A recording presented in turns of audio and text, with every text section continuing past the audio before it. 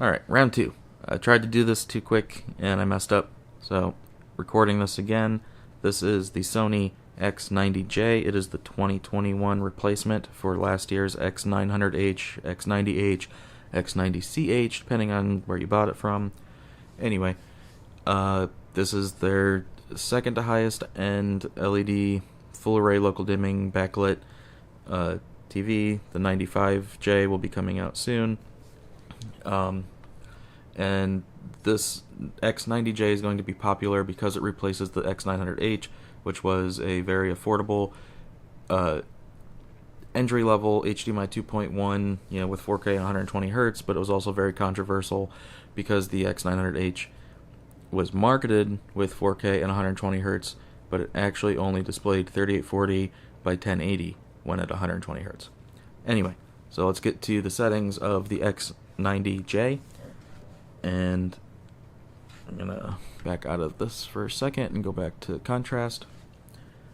So first thing you want to do is go to channels and inputs and external inputs and HDMI signal format.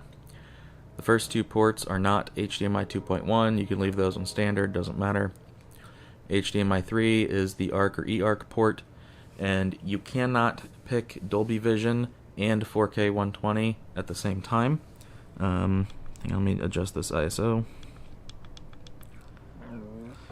So without being able to combine Dolby Vision with the 4K 120, what I have done is my eARC port is the one that goes to my receiver, and then I have my NVIDIA Shield and my 4K Blu-ray player and all that plugged into the receiver.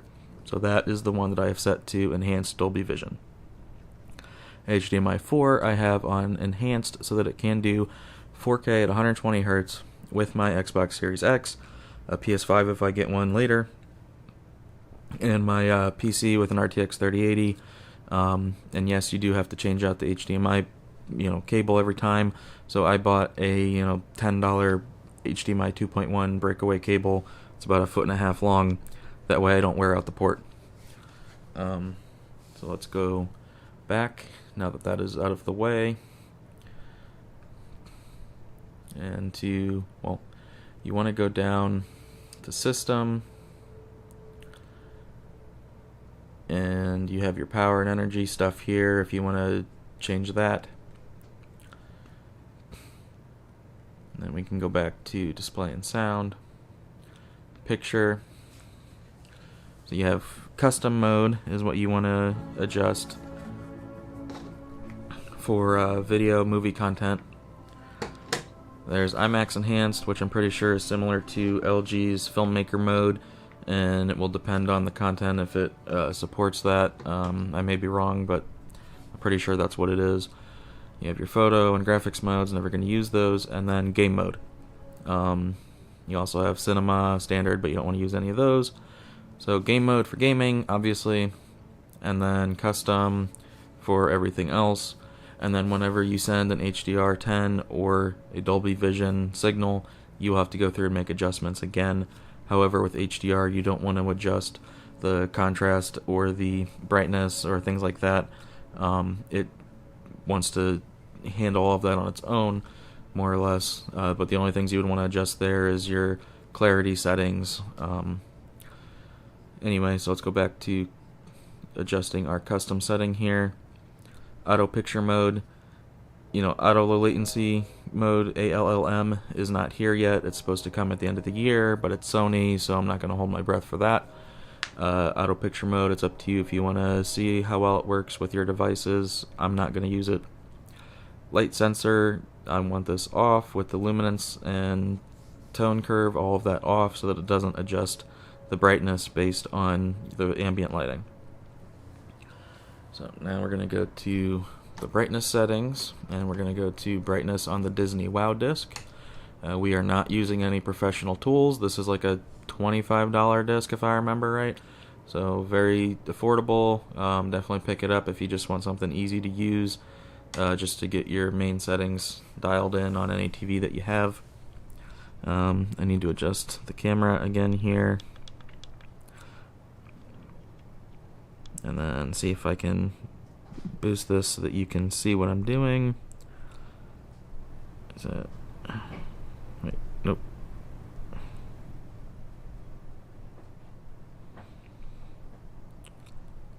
Alright, so that's as bright as I can get this, and as you can see, it's a very reflective screen. So for the brightness setting, I have the backlight, which is called brightness in the menu, set to max. That's so that I can compare it evenly with the LG C1 and the X900H to see how bright they get, but you can put that however you want.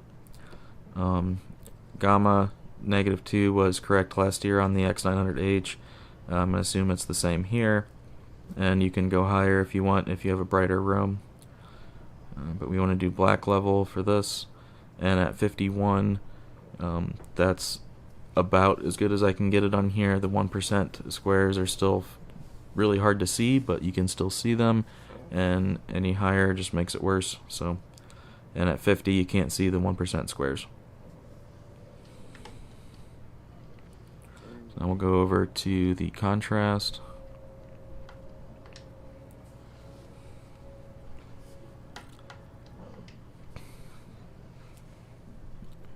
And have to readjust the camera now.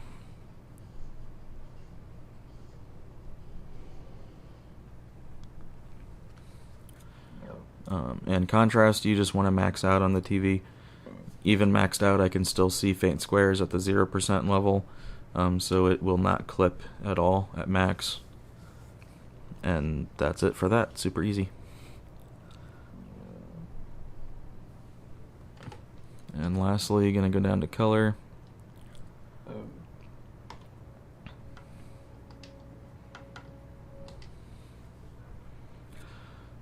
Again, have black adjust off, contrast enhancer off.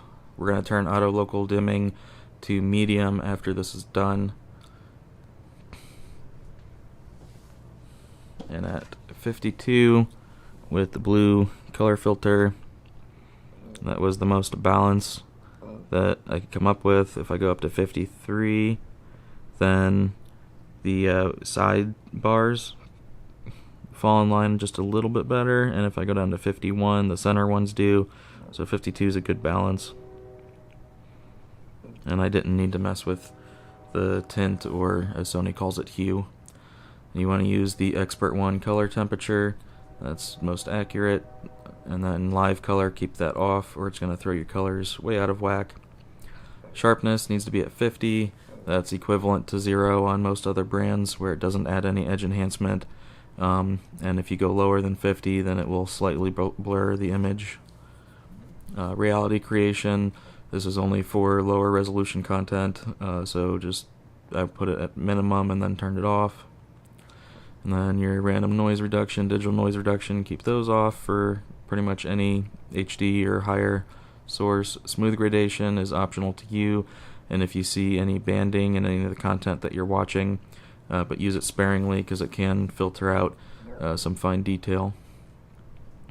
Motion settings, again, this is something that's personal preference. I don't like having any motion smoothing on, so I have all of it off.